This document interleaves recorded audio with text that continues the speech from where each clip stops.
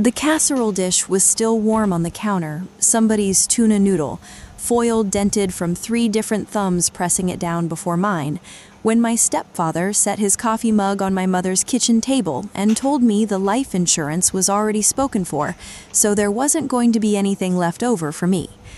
I said, okay, and topped off his coffee. That's the part nobody believes when I tell this story. My name is Dana Petrasic. This isn't a sob story, it's a receipt. I grew up on the west side of Mansfield, Ohio, in a house with a carport instead of a garage, and a mailbox shaped like a barn that my mother repainted red every spring whether it needed it or not. She worked nights in the ER at the hospital off Trimble Road for 26 years, came home smelling like hand sanitizer and burnt coffee, and fell asleep most afternoons in the recliner with the Weather Channel on mute. My father left when I was 4. I don't remember him so much as I remember the shape of his absence, a second toothbrush that disappeared from the bathroom cup, a chair at the table nobody sat in for a while, and then somebody did. Sundays were for coupon clipping at that same kitchen table, the radio on the oldie station out of Ashland, my mother's reading glasses pushed up into her hair like a second pair of eyes she never used right. She kept a coffee can of loose buttons on the windowsill that never matched anything we owned. She drove a hand-me-down Buick with a St. Christopher medal glued to the dash. And every August, without fail, she'd load me into it and drive us 40 minutes to the outlet mall in Jeremsville for school clothes. 3 outfits and no more, because that's what fit the budget. I worked the front desk at a dental office on Lexington Avenue starting the summer after high school, mostly because it was walking distance and they didn't mind that I chewed my pen caps down to nothing during slow afternoons. Gary came around when I was 11. He sold used cars off a lot on Ashland Road, the kind with plastic pennant flags strung across the fence that snap in the wind all winter. He wasn't cruel to me, not in any way you could point to. He just had a way of looking through me at family dinners like I was a stop sign he'd already decided to roll through. My mother married him the summer I turned 13, in the backyard, 41 guests, a cake from the Kroger on Lexington Spring Mill that said Carol and Gary in blue icing because the girl at the counter ran out of pink.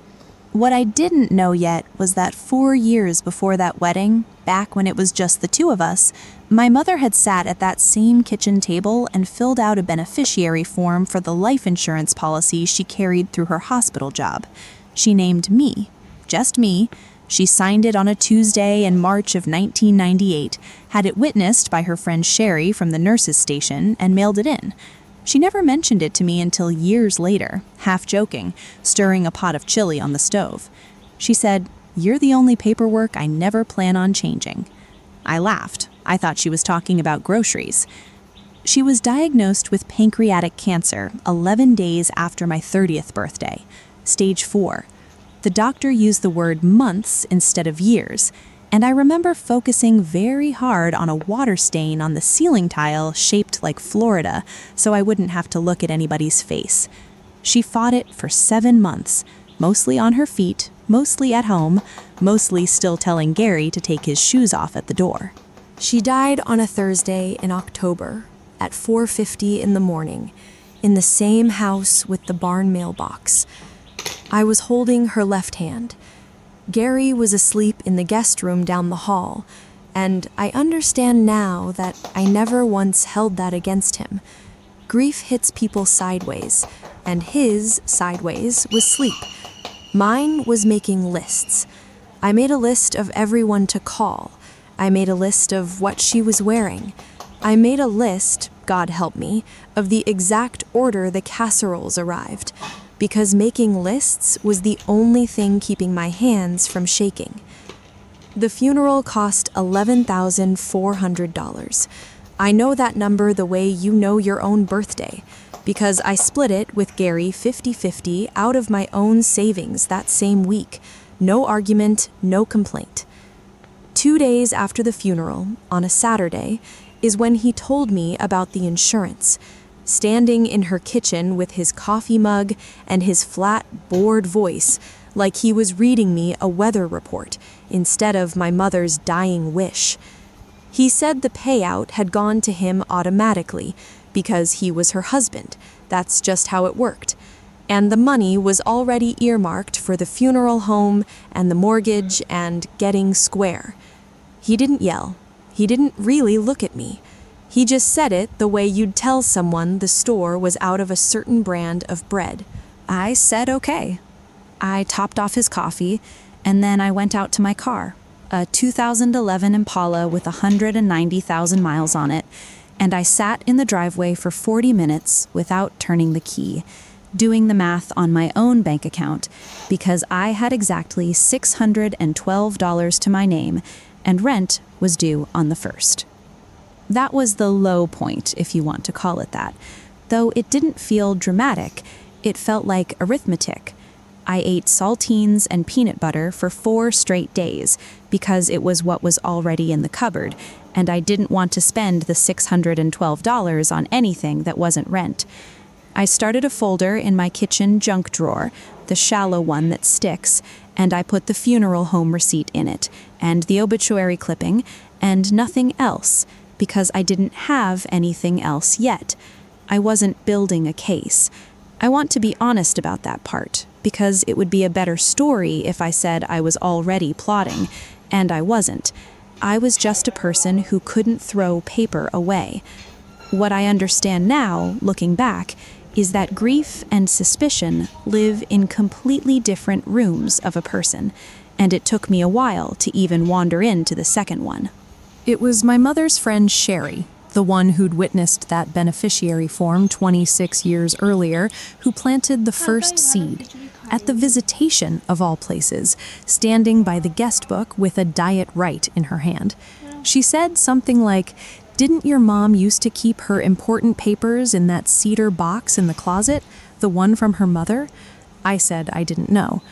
Gary had already told me at the funeral luncheon to come by whenever and take whatever of my mother's I wanted before he got around to donating the rest. So 3 weeks later, on a Tuesday, I used the spare key I'd had since I was 16, let myself in while he was at the lot, and found the cedar box behind a stack of quilts.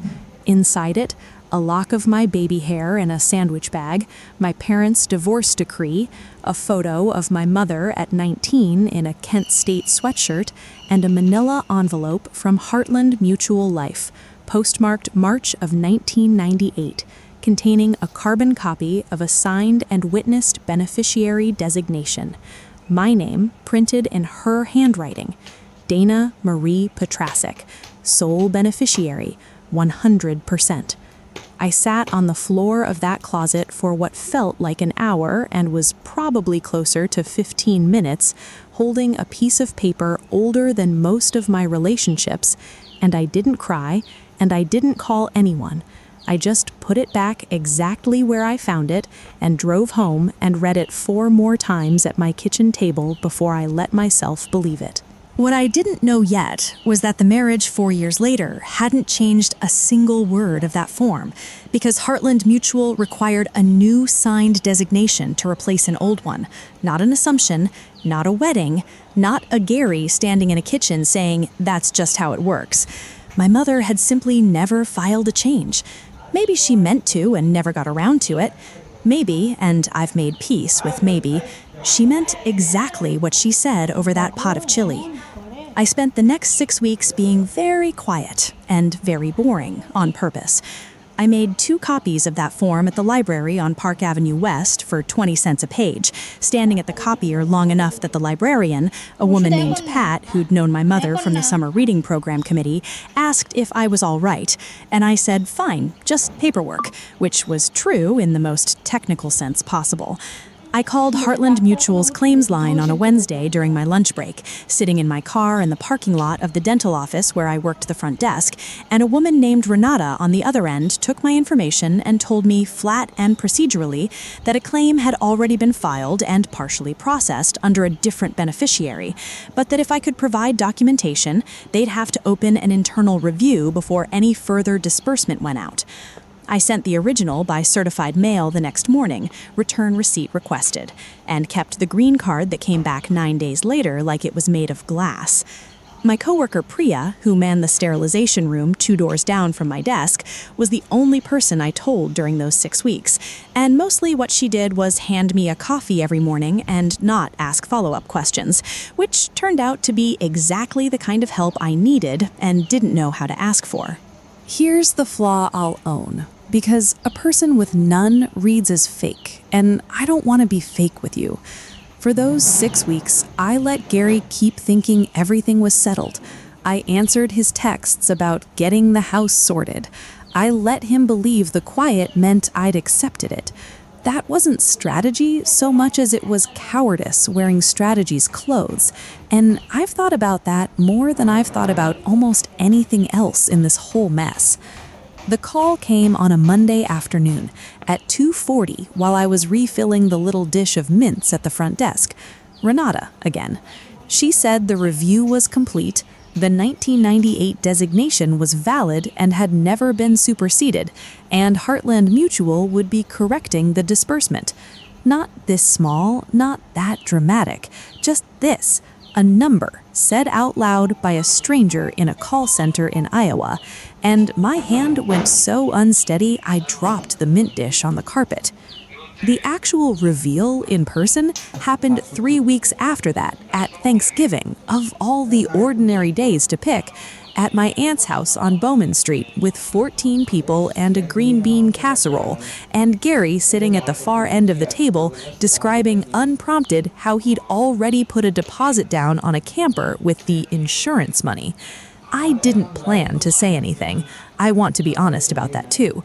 But my cousin, Nick, who works claims adjustment for an auto insurer 2 towns over and has never once in his life let a silence sit unfilled, asked which company had paid out, and Gary said Heartland Mutual, and I said, quietly, that Heartland Mutual had actually already corrected that 3 weeks back, and the funds had come to me instead because of the original designation from 1998. The table went the kind of quiet where you can hear the refrigerator running 2 rooms away. Gary didn't yell either then. He just set his fork down and said, "That's between you and the insurance company," and asked somebody to pass the rolls. That flat voice again, still reading me a weather report, right up to the end.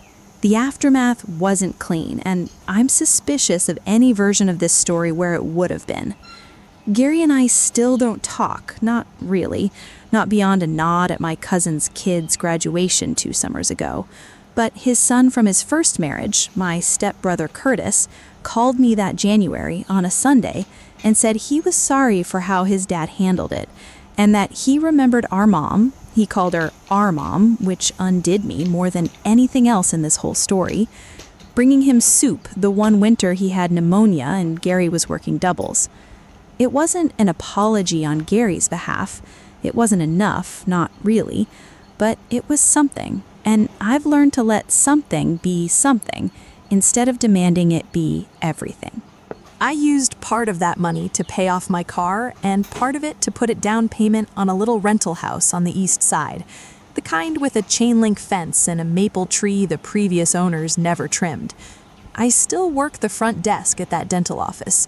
Priya still hands me a coffee most mornings, out of habit now, instead of worry, which is its own kind of nice.